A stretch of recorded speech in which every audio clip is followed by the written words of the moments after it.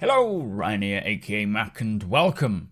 Today I would like to run through my favourite features coming in Alpha 3.14. As always, a huge thank you to all of my patrons and channel members who allow me to make these kinds of videos, in particular to my latest patron, Chervo. Thank you so much for the support. And also, if you do enjoy my content, be sure to hit subscribe. So Alpha 3.14 is the second patch of the year, scheduled to release around the end of June. In my opinion, it will be the most significant and important patch of this year, with how the roadmap view currently looks, as it's the patch that CIG will be aiming to implement persistent streaming, which includes a lot of this iCache work. Now, persistent streaming unlocks a whole slew of new features, and it is an important step into Star Citizen's overall completion, allowing true persistence and physicalization of all objects in the game. For more on what iCache and persistence means for Star Citizen, I will link my video talking about it in the description below, but today I would like to focus on what features in Alpha 3.14 I am most excited for and why. So in no particular order, let us kick off with a double whammy. We have radar scanning and ping improvements for ships, and radar and scanning for FPS. Now, we don't know exactly what these new features and improvements to ship radars and scanners are, but it does appear to talk about using ping to find an anomaly, then a scanner to gather information on that anomaly. So the work here will be an important step into the exploration mechanics, so allowing weak signals to be detected and further investigated, not to mention all the other areas of the game that scanning, radar and ping will improve as well. For FPS radars and scanners, it's exciting to see that we are finally getting these to use on foot, which include having a radar displayed in your helmet, which will bring similar abilities to what a ship will have, but planet-side. But eventually, maybe not for the first implementation, items like armors and weapons will give off signatures and emissions that can also be tracked, as well as having audio signals, so picking up on footsteps or gunfire. It also includes an improved signature system that'll support distance and the dampening of signatures by environmental interference and larger entities. Now, all of this work is important for both flight and FPS, and I'm very happy to see that it's coming this year. Building on this later down the line, expect to see helmets for various professions using different scanners and radar types, and the option to upgrade them as well. So next on my list is Weapon Charge and Drain Tech Tier 0. Now, what this means is how certain items and equipment like the multi-tool will have a battery that will either need to be replaced or recharged. And this will apply to all other items we eventually get in game, like handheld tools, scanners, dedicated tools for mining and salvaging. Many items needing energy to function will have a finite battery life and will need managing. For weapon charge, it is referring to energy weapons like the Klaus and Werner range of weaponry. Although they don't have traditional magazines like conventional weapons, they'll require recharging via your armor suit that'll charge them when holstered, and eventually I'd expect to see things like wall-mounted charging units as well. Now, this is all part of expanding on the FPS mechanic to further provide more option and choice to the player, but also drive that thoughtful tactical planning that CIG want for both Squadron 42 and the Persistent universe.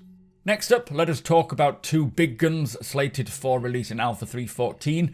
We have the Crusader planet and its landing zone Orison. Now, we have seen amazing progress on Orison recently during Inside Star Citizen. It is looking like something truly special and a welcome addition to finish off the Stanton system. Set amongst the upper atmosphere of the Crusader gas giant, which takes advantage of incredible views, it sounds like it'll be a location which will outshine pretty much all other locations in the Stanton system. The gas giant Crusader, however, we are yet to see in its new form. Last we heard was the tech to create gas giants was coming along well, but we haven't seen any actual visuals of this new planet. It seems that CIG are keeping this one close to the heart. It might also be a good indication that the implementation of persistent streaming and iCache can actually help free up room on the servers and help with performance to bring such large assets into the PU. So it appears that Alpha 3.14 is the patch for all things to do with healing and the expansion of the medical mechanics and career. We have three cards. We have Healing Tech Tier 0, NPC Healing and Medical Tools. For Healing Tech Tier 0, it is all the back-end tech tasks related to the initial implementation of the healing feature that will be used in future locations like hospitals and mission updates. And we have seen in a recent Inside Star Citizen that CIG are making great progress on fleshing out hospitals for various landing zones. We got to see new Babbages, Hospital and Crusaders ready for when that gameplay feature is ready as well. Now, MPC Healing is enabling players to not only use medical devices on NPCs, but also other players, which would be a very useful addition for when playing with Augmates, being able to help out those in need, and I would expect the mission team to implement missions requiring players to maybe rescue NPCs from caves, or the 890 jump mission perhaps, maybe even a sort of medical beacon. If you are injured on a planet and you want to be revived or helped, you might be able to request medical assistance. Finally, in regards to healing, 3.14 will introduce 2 new medical items. We have the Grey Cat Multi-Tool Healing Attachment and the Cure Life Medical Tool, which is a dedicated healing tool. Both of these items will allow players and NPCs to load up various medical vials and inject them into whoever needs them, or even later down the line, things like toxins and poisons.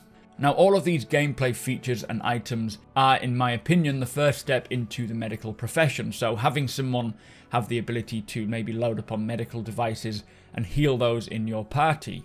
I would also expect around this time the implementation of a downed state, like a prolonged incapacitation, to allow medics to get to you and revive you instead of just dying straight away. Now, a down state isn't on the roadmap, but it is something that CIG have mentioned they would like to bring in ASAP for Squadron, for Theatres of War, and for the PU.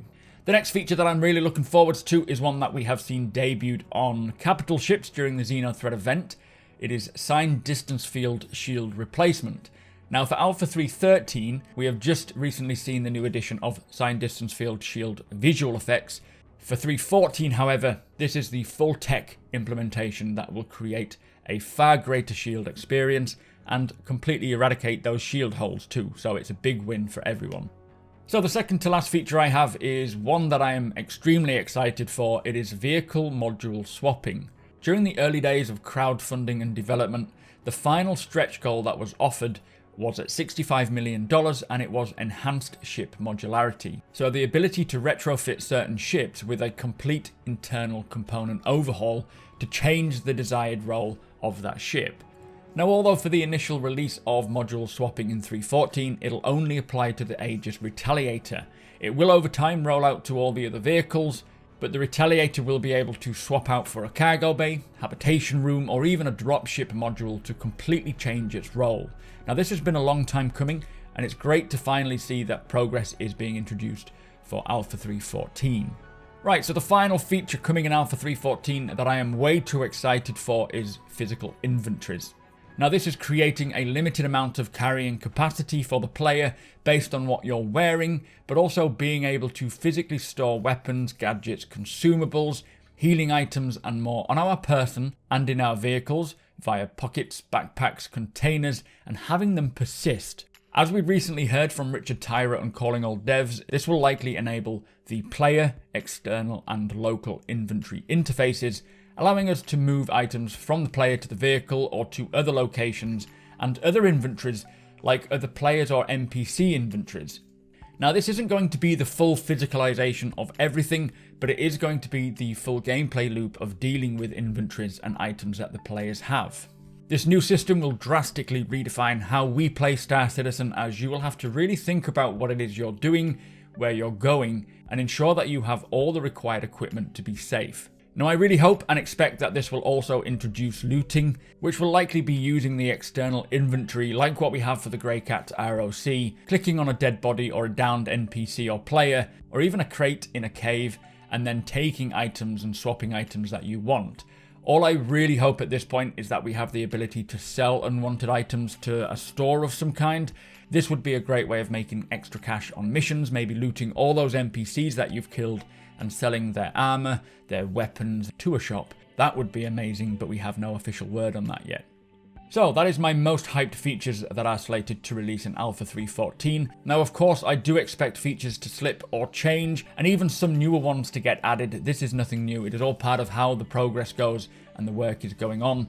But as it stands today, 3.14 is looking like a very significant update, if not the most significant update for the year, if the implementation of iCache and persistent streaming goes according to plan. So let us hope that it does. But with that said, if you do enjoy my content, please consider subscribing and helping my channel to grow. I will do another ship giveaway once I reach 40,000 subscribers. Also, if you want to be notified when my videos go live, tick that little notification bell. If you could do me a big favor and hit that thumbs up, I would really appreciate it. And if you want to talk more about Star Citizen or just check out the game a little deeper, follow the link in the description to my Twitch channel. It is twitch.tv/supermacbrothers Ryan. Thank you to my patrons and channel members. Thank you for watching, and I will see you next time.